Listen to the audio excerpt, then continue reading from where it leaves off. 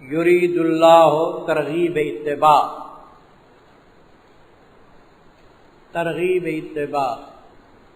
میرے عزیز آپ دیکھیں قرآن پاک کے اندر آیات احکام ہیں یا نہیں؟ تو اللہ تبارک و تعالی آیات احکام کے ذریعے تمہیں احکام بتلاتے ہیں، مہربانی ہے نا ان کی۔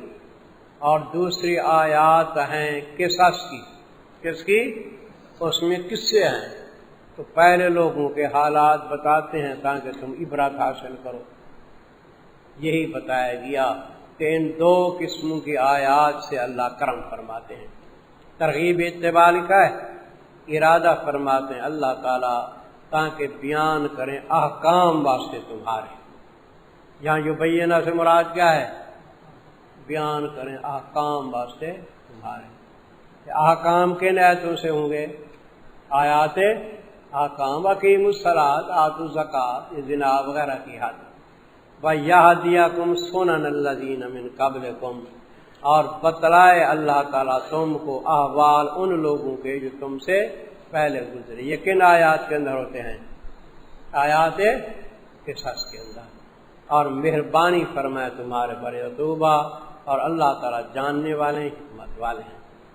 واللہ یرید ان یتوب علیکم، بیان احکام کا فائدہ نمبر 1،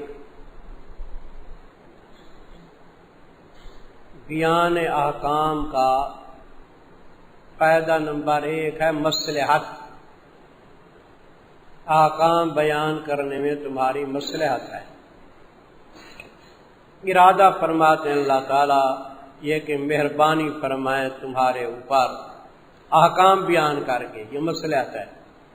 اور ارادہ کرتے ہیں وہ لوگ جو اتباع کرتے ہیں خواہشات کی، ان تمیلوا میلا عظیما، یہ کہ پھر جاؤ تم پھر جانا بڑا حق سے۔ ادھر حق سے نیچے لکھ لو، وہ پہلے ترغیب دی گئی کہ احکام کی اتباع کرو، اب ڈرایا گیا دشمنوں سے۔ ارادہ کرتے ہیں وہ لوگ جو اتباع کرتے ہیں خواہشات کی کہ پھر جاؤ پھر جانا بڑا حق سے، تمہیں ڈرایا گیا مخالفین سے۔ تو احکام کے بیان کا پہلا فائدہ کیا تھا؟ مسئلہ۔ اب دوسرا فائدہ، یرید اللہ ان یخفف عنکم، یہ فائدہ نمبر 2، بیان احکام کا فائدہ نمبر 2 ہے تخفیف۔ بھی ہمارے اوپر جو احکام نازل ہوئے ہیں ان میں تخفیف ہے یا مشکل ہے؟ پہلی اقوام کے اوپر بھاری تھے احکام، ہمارے تخفیف ہے۔ ارادہ فرماتے ہیں اللہ تعالیٰ یہ کہ تخفیف کریں تم سے، کیونکہ پیدا کیا انسان کمزور۔ یا ایھا الذین آمنوا لا تاکلوا، یہ کتواں حکم ہے جی؟ حکم رعیت 11واں، حکم رعیت نمبر 11، حکم رعیت نمبر 11، اس میں ہے اصلاح معاملات، اس میں ہے اصلاح معاملات، اپنے معاملات ٹھیک رکھو،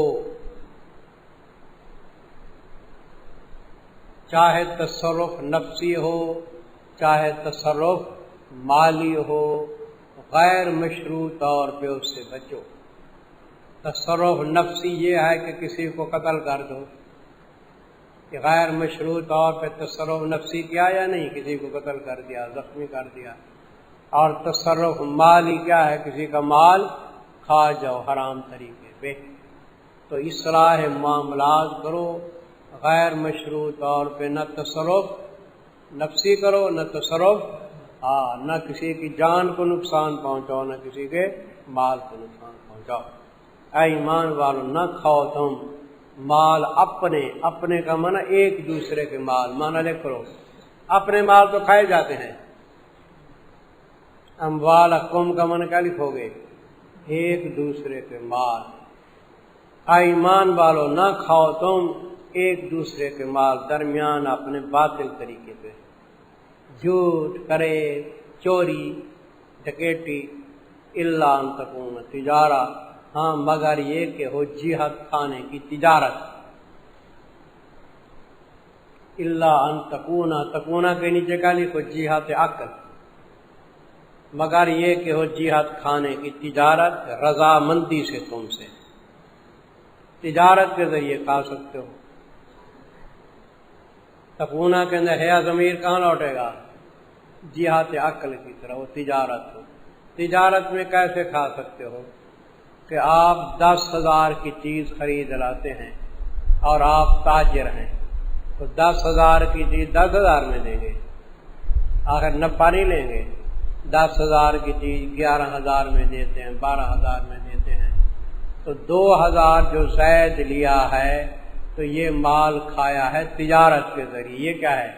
ये जायज़ है। ये वला तक़्तुलू अनफुसकुम, तसर्रुफ नफ्सी भी ना करो गैर मशरू तरीके पे, और ना कत्ल करो अपने लोगों को, बेशक अल्लाह है साथ तुम्हारे मेहरबान। व मैया फरजाल का तखवीफ उखरवी, और जिस शख्स ने किया ये काम उद्वान व जुल्मा, ज्यादती के साथ और जुल्म के साथ, जिस शख्स ने किया ये काम ज्यादती के साथ और जुल्म के साथ। ये आजकल होते हैं ना बड़े सरदार किस्मों के लोग, समझे, वो हद शरा से भी ज्यादती कर जाते हैं।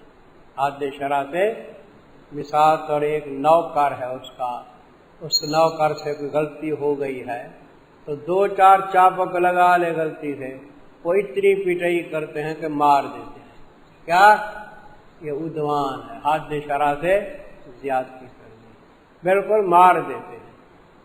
थोड़े दिन हुए मैंने अखबार के अंदर पढ़ा था कि पंजाब के अंदर एक फौजी था, वो रिटायर हो के आया, बड़ा जिम्मेदार था, उसके नौकर से जो कोई गलती हो गई ना तो उसने नौकर की पिटाई शुरू की। वो नौकर गरीब डर के दौड़ा और करीब झोंपड़ी थी उसके अंदर भाग गया, अंदर से कुंडी दे दी। उस खबीस ने क्या किया, उसकी झोंपड़ी को आग लगा दी, वो आग में जल गया। ये इतनी भी ज्यादती करते हैं। खैर रह गया कुछ अरसा, अल्लाह ताला ने उसके ऊपर ऐसा अजाब भेजा कि उसको फालिज हो गया। क्या हो गया जी? फालिज हो गया। और फालिज के साथ फिर वो नौकरों को कहता था कि मैं अपना जिम्मेदार फिरता हूँ, गाड़ी में बैठ जाता, कार के अंदर ऐसे फिरता। एक दफा कार के अंदर बैठा, चल तो नहीं सकता था, उसका नौकर कार में बिठा के वो कहीं दूर चला गया। वो खुदा की कुदरत, किसी तरह उसकी गाड़ी को आग लग गई, वो मर गया गाड़ी के अंदर तड़प तड़प के। जो जलाता है किसी को वो भी जलता है जरूर, शम्मा जलती रहती है परवाना जल जाने के बाद। हाँ, उसने उसको जलाया, खुदा ने उसको जला दिया। ये ज्यादती नहीं कि थोड़ी सजा देनी है और ज्यादा सजा दो। और जो शख्स करता है इस चीज को ज्यादती के साथ, यानी हद से बढ़ जाता है, और जुल्म के साथ, जुल्म तो जाहिर है ना, ये जुल्म नहीं हो रहा। ला यदरिल कातिल फीमा कातला वला मकतूल फीमा कोतला, ये एक दूसरे को जो मार रहे हैं ये किसास ले रहे हैं क्या? ये ना हक मारना है, ये हक मारना है। हदीस पाक में है आखिर जमाने के अंदर गड़बड़ होगी, हर्ज का लफ्ज़ हरज होगा। साहबा ने अर्ज किया कैसे होगा? फरमाया ला यदरिल कातिल फीमा कातला, कातिल को पता नहीं होगा कि इसको मैं क्यों कत्ल कर रहा हूँ। है पता होता है कि ये मेरा दुश्मन है, और मकतूल को पता नहीं कि मैं किस जुर्म में मारा जा रहा हूँ। हदीस पाक है। तो मेरे आका की बातें तो वही सच्ची हैं। तो जो ये काम करता है पस अनकरीब दाखिल करने के हम उसको नार के अंदर, और ये बात अल्लाह पे आसान है। इन तक तनेबू बिशारत, भाई इंसान है, इंसान से गुनाह हो जाते हैं, खता का पुतला है, लेकिन इंसान को चाहिए हत्तल वसा कबीरा गुनाह से बचे। सगीरा गुनाह से बचना बड़ा मुश्किल होता है, कबीरा गुनाह से बचे। तो आप नौजवान आदमी हैं, ऐसे खूब रू लड़के भी आ जाते हैं बेरीज, تو شیطان ایسے وسوسہ ڈال دیتا ہے، اس پہ نظر بد ہو جاتی ہے، پھر آدمی کی نظر بد پڑے تو لا حول ولا قوت الا باللہ پڑھ کے منہ پھیر لے، ٹھیک ہے نا؟ یہ تھوڑی غلطی ہے، اس سے ایسا نہ ہو کہ اس کے ساتھ عشق لگاتا لگاتا بڑی غلطی کے اندر ملوث ہو جائے۔ یہ بات سمجھے یا نہیں؟ یا بازاروں میں آدمی جاتے ہیں ایسے اور صورتیں نظر آتی ہیں تو انسان خیال کرے اس کا۔ دیکھو جی بشارت، ان تجتنبوا کبائر ما تنہون عنہ، اگر بچ گئے تم کبیرہ ان گناہوں سے جن سے تم روکے جاتے ہو، تو نکفر عنکم سیئاتکم، مٹا دیں گے ہم تم سے تمہارے چھوٹے گناہ۔ کبیرہ گناہ سے تم بچے نا تو جو بری نگاہ ڈالی تھی وہ بھی معاف ہو جائے گی، وہ بھی معاف ہو جائے گی۔ ایسے میں وہ قرآن نہیں کہتا، دوسرے مقام پہ قرآن کہتے ان الحسنات یذھبن السیئات، نیکیاں جو ہیں برائیوں کو مٹا دیتی ہیں، سمجھے؟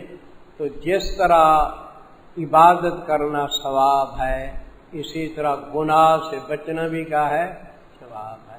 حدیث پاک میں 3 آدمیوں کا ذکر پڑھا تھا نہیں؟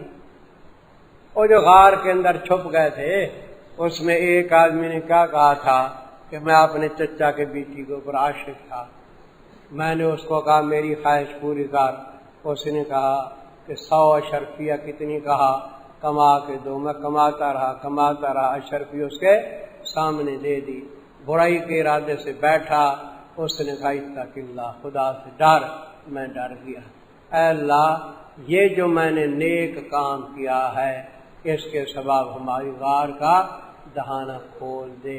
یہ کون سا نیک کام کیا تھا؟ نماز پڑھی تھی، حالانکہ عشق لگاتا رہا اس کے اوپر، پیسے کماتا رہا، غلطی کی، وہاں جایا بیٹھا، سب غلطیاں کی، لیکن آخر کے اندر خدا سے ڈر گیا۔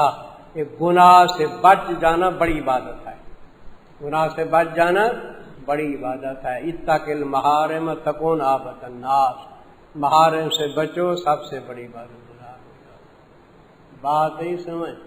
تو محارم سے بچنا بڑی عبادت ہے، اور نماز کو چھوڑ دینا گناہ کبیرہ ہے۔ بعض لوگ فرائض کو چھوڑنے میں گناہ کبیرہ نہیں کہتے، کہتے ہیں جو زنا کرتا ہے یہ تو کبیرہ گناہ کرتا ہے، جھوٹ بولتا ہے کبیرہ گناہ کرتا ہے، خیانت کرتا ہے کبیرہ گناہ کرتا ہے۔ اب جو نماز نہیں پڑھتا وہ کیا؟ وہ کبیرہ گناہ نہیں، فاسق فاجر ہے۔ اب ایک سردار ہے بیٹھا ہوا ہے جی، سچ بھی بولتا ہے، لوگوں کو کھلاتا پلاتا بھی ہے، انصاف بھی کرتا ہے، لوگ کرتے ہیں بڑا ولی اللہ ہے، بڑا ولی اللہ ہے، لیکن نماز ایک نہیں پڑھتا، ولی اللہ ہے فاسق فاجر ہے۔ یہ بھی قیاس کیا کرو، کہتے ہیں یہ بڑا نیک ہے۔ ترک کے فرائض جو ہے یہ بھی فسق ہے، گناہ کبیرہ ہے۔ دیکھو جی کبیرہ گناہوں سے بچو، اللہ کرم فرمائیں گے، صغیرہ گناہ تمہارے مٹا دیں گے۔ فرمایا وَنُدْخِلُكُمْ، اور داخل کریں گے ہم تم کو مدخلاً کریما، ایسی جگہ کے اندر جو معزز ہوگی، کریمہ نا معزز جگہ۔ وَلَا تَتَمَنَّوْا، یہ حکم نمبر کتنا ہے جی؟ حکم رعیت 12، حکم رعیت 12۔ بعض عورتوں کے دل میں خیال آیا کہ کاش ہم بھی مرد ہوتی۔ کیا خیال ہے عورتوں کے دل میں؟ ہم بھی مرد ہوتی تو ہم جہاد کرتی۔ کیا؟ کیونکہ جہاد کون کرتے ہیں؟ مرد کرتے ہیں نا۔ ہم جہاد بھی کرتے اور میراث کے اندر بھی ہمارا حصہ زیادہ ہوتا، گواہی بھی ہماری زیادہ معتبر ہوتی ہے۔ ایسے تو ایک مرد میں 2 عورتیں، یہ تمنا کی تھی عورتوں نے، تو اللہ تبارک و تعالی نے فرمایا ایسی چیز کی تمنا نہ کیا کرو جو عادتاً ممتنع ہے۔ عادتاً کیا ہے؟ بھئی اللہ کے آگے تو مشکل نہیں ہے، اللہ عورت کو مرد مرا، لیکن عادتاً ایسے ہے تو ممتنعات عادیہ کی تمنا نہ کیا کرو۔ جیسے تم تمنا کرو کاش کہ ہم بیویاں ہوتی، تم تمنا کرو، یہ ٹھیک ہے جی؟ آدھا تر مرد کا بیوی بننے کا ہے مشکل ہے. تمنا کر سکتے ہو کہ عیش آرام کے ساتھ پڑی رہتی گھروں کے اندر، ہم تکلیفیں اٹھاتے ہیں، کماتے ہیں، بھاگتے ہیں، پھرتے ہیں، خرچہ ہے ہمارے سر کے اوپر. بیویاں ہوتی تو مزے ہوتے. بلا کیا تمنا ہو کہ میرا یہ نمبر کتنی ہے جی؟ بس یہ کیا ہے جی؟ لکھ لو. نہی از تمنی، یہ مشکل لفظ لکھاتا ہوں تاکہ آپ کو ٹریننگ ہو جائے عربی لفظوں کی، مشکل لفظوں کی. نہی از تمنی ممتنعات عادیہ، ممتنعات عادیہ کی آرزو نہ کرو، اس سے روکا گیا. نہی از تمنی ممتنعات عادیہ، یہ سمجھ آ گیا جی؟ ممتنعات عادیہ کی آرزو نہ کرو، اور نہ آرزو کرو اس چیز کی کہ فضیلت دی اللہ نے ساتھ اس چیز کے بعض تمہارے اوپر بعض کے. وہ کس کی تمنا نہ کرو؟ لکھ لو کنارے پہ، جیسے مرد ہونا. للرجال نصیب مما اکتسبوا، واسطے مردوں کے حصہ ثواب کا ہے اس سے کہ کماتے ہیں، اور واسطے عورتوں کا بھی حصہ ثواب کا ہے تو کماتی ہیں. واسطے اللہ، اور سوال کرتے رہو اللہ تعالیٰ سے اس کے فضل کا، بے شک اللہ ہر چیز کو جاننے والے ہیں. وَلِكُلٍّ جَعَلْنَا مَوَالِيَ، وَلِكُلِّ مَالٍ جَعَلْنَا مَوَالِيَ لکھو. ان کی ایک تمنا تو یہ بھی تھی نا کہ میراث کا حصہ ہمیں کچھ زائد ملے. فرمایا اللہ نے مقرر کر دیے حصے، خدا کے مقرر شدہ ہے. والے کلن کے نیچے لکھو والے کل مال، ہر مال کے لیے مقرر کیا ہم نے وارث. موالی کا معنی وارث، اس سے کہ چھوڑ جاتے ہیں ماں باپ اور رشتہ دار. اچھا اب ایک اور بات سنو، جاہلیت کے اندر بھی یہ چیز تھی اور ابتدا اسلام کے اندر یہ تھی چیز. ایک ہوتا تھا وارث مولا الموالات، اس کو کیا کہتے تھے؟ ایک آدمی کے ساتھ آپ نے یاری رکھی ہے، محبت رکھی ہے، دوستی، سمجھا؟ تو آپ اس کے ساتھ معاہدہ کرتے ہیں کہ زندگی بھر ایک دوسرے کا تعاون کرتے رہیں گے. جب میں مر جاؤں گا تو تم میری جائیداد کا چھٹا حصہ لینا، تو مر جائے گا تو میں تیری جائیداد کا چھٹا حصہ لوں گا. تو مولا الموالات کا یہ چھٹا حصہ ہوتا تھا دوستوں کا. لیکن اب ہے؟ اب نہیں ہے، کیونکہ ورثاء مقرر ہو چکے. لیکن اب جب نہیں ہے تو کیسے دوست کو راضی کیا جائے؟ اس کو راضی کرنے کی صورت وصیت تو ہے. کیا غریب یار ہے تو اس کے لیے کیا کر جائے؟ وصیت کر جائے، وصیت ہے. اور بیٹوں کو بھی کہہ دے حسن سلوک کرو اس کے ساتھ. کیا کرو؟ حسن سلوک کرو. بیٹوں کو بھی کہہ جائے. میں بیٹھا ہوا تھا، ظاہر پیر پڑھا رہا تھا کہ ایک آدمی آ گیا بوڑھا، ملا مجھ کو، کہنے لگا میں نٹ ہوں.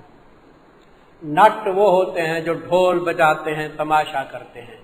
وہاں ڈھول مول نہیں لایا تھا اور پیسے لیتے ہیں. میں نے کہا تو نٹ ہے، ڈھول بجاتا ہے، تماشا میرے پاس کیوں ہے؟ میں تو وہابی ہوں، جو بندی ہوں. کہنے لگا بات میری سن، میں تیرے ابو جان کے پاس جاتا تھا، وہاں بھی ڈھول نہیں بجاتا تھا، لیکن سال میں وہ 10 روپے مجھ کو دیتے تھے. یہ پرانی بات ہے، 10 بھی ہزاروں کے برابر ہوتے تھے. تو میں گیا ابھی تو آپ کے والد محترم فوت ہو چکے ہیں. تو میں نے پوچھا کہ ان کا کوئی بیٹا؟ انہوں نے کہا ظاہر پیر پڑھاتا ہے، منظور اس کا نام ہے. تو میں آیا ہوں وہ 10 روپے لینے. میں نے کہا یہ 10 روپے لو. کھانا بھی کھلایا، 10 روپے بھی دیے. میں نے کہا جب تک تو زندہ رہے مجھ سے 10 روپے لے جایا کر. اب وہ مر گیا ہے جب تک زندہ رہا. تو والد کا جو ہو نا چیز، وہ بھی انسان کو جاری رکھنی چاہیے، شریعت کہتی ہے. دیکھو جی، فرمایا والذین عقدت ایمانکم، یہاں پہنچ گئے نا. اور وہ لوگ جن کے ساتھ گرہ باندھی ہے تمہارے دائیں ہاتھوں نے. یاری جو لگاتے تھے نا دائیں دائیں ہاتھ دیتے تھے، قول اقرار کرتے تھے، یہ گرے باندھی نا، اور جن لوگوں کے ساتھ گرہ باندھی تمہارے دائیں ہاتھوں نے، یعنی ان سے تمہارا معاہدہ ہوا، فاتوہم نصیبہم، ان کو دو حصہ ان کا۔ تو پہلے کون سا حصہ تھا؟ چھٹا، اب وہ منسوخ ہے، اب کیا ہے؟ وصیت اور حسن سلوک، وصیت اور بے شک اللہ ہے اوپر ہر چیز پہ حاضر و ناظر۔